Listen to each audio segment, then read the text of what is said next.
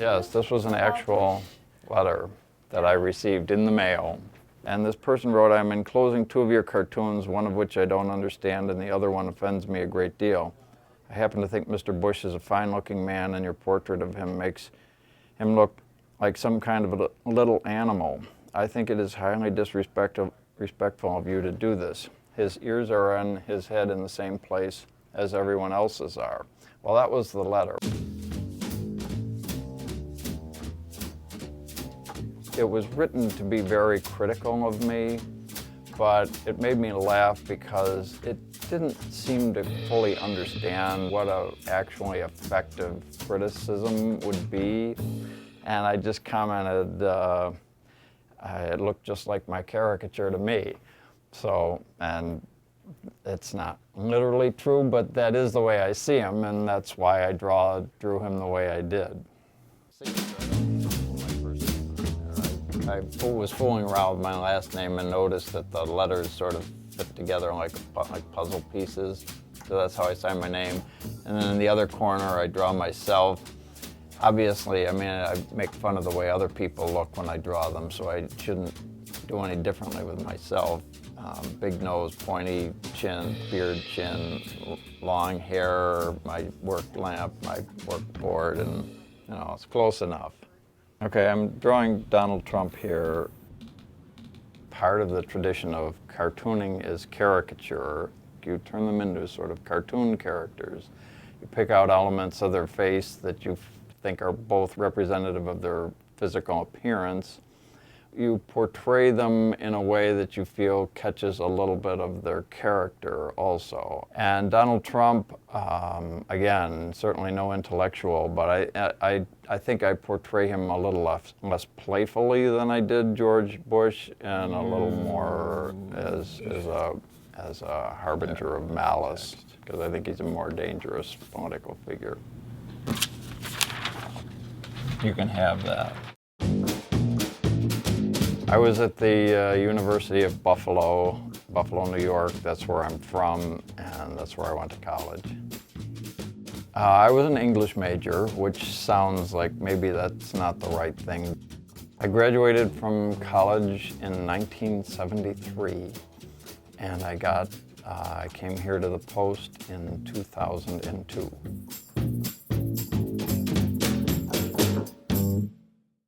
I was a finalist, one of the 3 finalists, 2 other times. It's great to get recognition like that.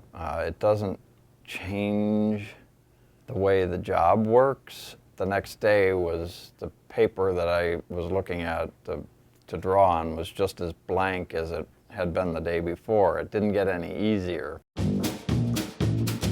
I'm doing not just an inked cartoon every day, but a pencil cartoon that gets posted only online to get closer to timeliness.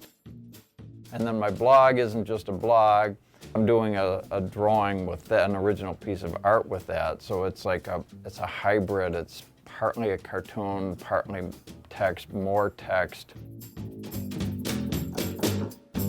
I don't think of myself as being entirely one way or another way politically, but yes, it's definitely on the progressive side.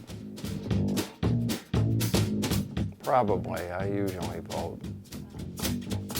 Yes, you may ask, but it turns out it's a secret ballot, so I'm not going to tell you.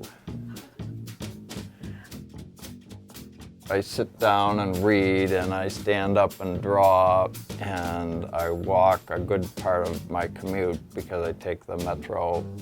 But I still feel like at the end of the day that it's nice to get a real workout, so I will swim a kilometer, and then I go home, and then I often will play some music for music practice.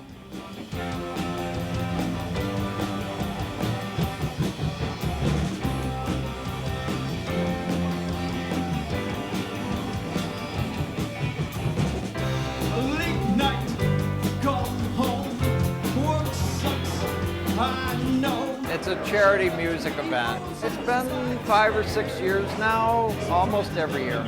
We have won it a few times in the past. It's not really a prize so much as the pride of the competition with playing against other journalist bands. There's some really good players here. The main thing is to have fun and to raise money.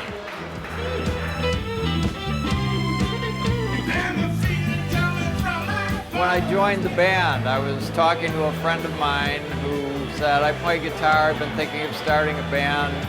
I need a drummer, you look like a drummer, can you play drums? Well, I didn't really know how to play the drums, but I thought, how hard can that be?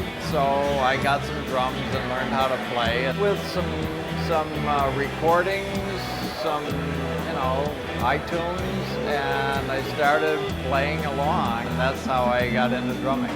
My main job, of course, is drawing, which is something I've always loved. Music is something I've come to more recently, and I play because I love it so much. It uses a different part of your brain. It's a whole different skill set. I look like a total rock star. I've got the hair. But he was heading west from the Cumberland Gap to Johnson City, Tennessee. And I gotta keep a move on before the sun. I hear my baby calling.